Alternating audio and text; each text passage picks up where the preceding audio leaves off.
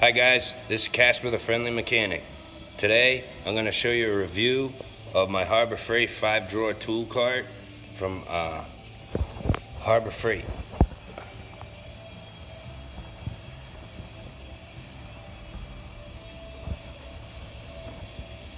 I call it the Green Monster.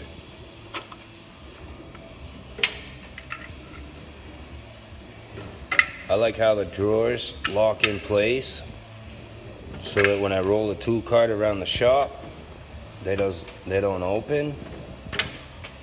We have a paint shop here where we painted the shelf and the drawers.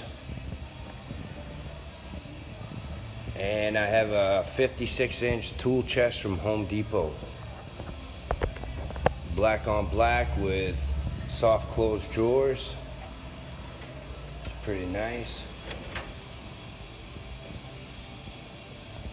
This was about $1,300 with shipping costs and taxes. My tool chest, my rolling tool cart was about $170 from Harbor Freight.